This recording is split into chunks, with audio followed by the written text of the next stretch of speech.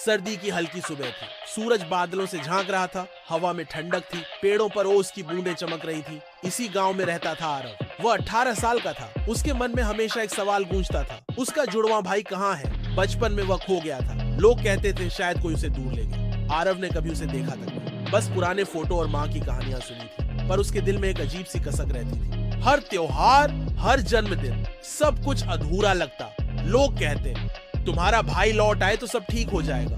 यही सुन सुनकर आरव को गुस्सा आता। उसे लगता कि उसका पूरा बचपन, पूरा घर उसी भाई की परछाई में कैद है। उसने सोचा बस बहुत हो गया, अब वह खुद अपने भाई को ढूंढने जाएगा। आरव ने एक छोटा सा बैग उठाया। उसमें बस रोटी, पानी की बोतल, एक टॉर्च और माँ का दिया ताबीज रखा। वह निकला जंगल की ओर। गांव के बाहर वही पुराना रहस्यमयी जंगल था। लोग कहते थे वहां रात को पेड़ फुसफुसाते हैं और कभी कभी चमकते पंखों वाले परिंदे रास्ता दिखाते हैं। आरव को थोड़ा डर लगा, पर उसके अंदर साहस भी था। चलते चलते वो एक पगडंडी पर पहुंचा। अचानक उसे सरसराहट सुनाई दी। झाड़ियों से एक खरगोश निकला। उसकी आंखें नीलम जैसी चमक रही थी। खरगोश बोला, तुम्हें अपने भाई को ढूंढना है ना? मेरे पीछे आओ। आरव हैरान रह गया, पर उसने सोचा जादुई संकेत को अनदेखा नहीं करना चाहिए। वह खरगोश के पीछे चल पड़ा। जंगल के बीचों बीच एक नीली झील थी। उसकी सतह पर छाछ जैसा उजाला था। खरगोश बोला, झील से होकर जाओ, तभी सच्चाई मिलेगी। आरव ने पानी में कदम रखा। झील चमकने लगी और अचानक वह एक दूसरी दुनिया में पहुंच गया।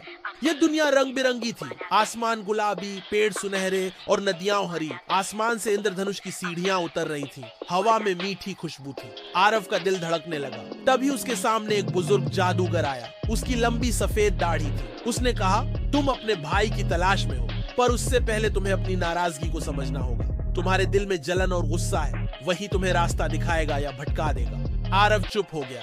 सच था, उसने हमेशा सोचा था कि उसका जीवन अधूरा है, क्योंकि सब लोग उस खोए भाई की बातें करते थे। उसने कभी खुद को खास नहीं माना। जादूगर ने उसे एक चमकीला गोला दिया। बोला, इसे लेकर पहाड़ की चोटी पर जाओ, वहां तुम्हें उत्तर मिलेगा। आरव ने सफर शुरू किया। रास्ते में उसे बोलते पक्षी मिले। वे पहेलियां पूछते। हर पहेली का हल देने पर पक्षी रास्ता दिखाते। एक पहेली थी, किसके पास ना हाथ है ना पैर, पर वह पूरी दुनिया घूम सकता है। आरव ने सोचा और बोला, हवा।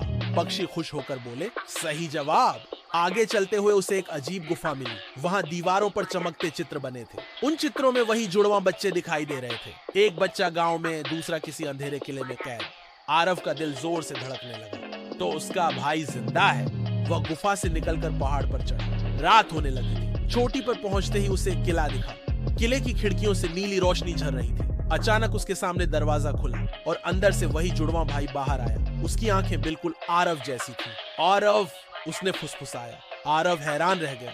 तुम सचमुच हो? भाई मुस्कुराया। हाँ, मैं हूँ। मुझे जादुई प्राणियों ने यहाँ कैद कर रखा था। वे मेरी शक्ति चाहते थे, पर तुम्हारे साहस ने मुझे आजाद किया। आरव की आंखें भर आईं, पर उसके मन में गुस्सा भी था। उसने कहा, तुम्हारी वजह से मेरा बचपन खाली रहा। सब लोग सिर्फ तुम्हें याद करते थे। मैं हमेशा अकेला था।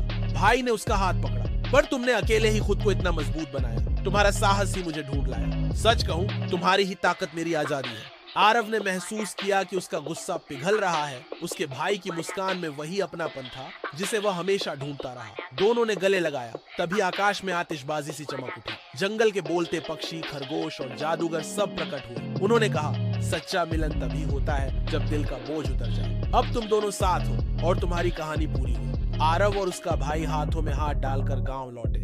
माँ की आंखों से आंसू बह निकले। घर में पहली बार सबको लगा कि परिवार पूरा हो गया है। आरव ने मन ही मन सोचा, अब उसकी जिंदगी केवल भाई की परछाई नहीं होगी। अब उसकी जिंदगी उसके अपने रंगों से भी भरी होगी। और सबसे जरूरी, अब वह अकेला नहीं है। कहानी खत्म हुई, पर बच्चों याद रखना, कभी कभी सबसे बड़ी खोज बाहर नहीं, दिल के भीतर होती है। और जब हम अपनी नाराजगी छोड़ते हैं, तब असली जादू होता है।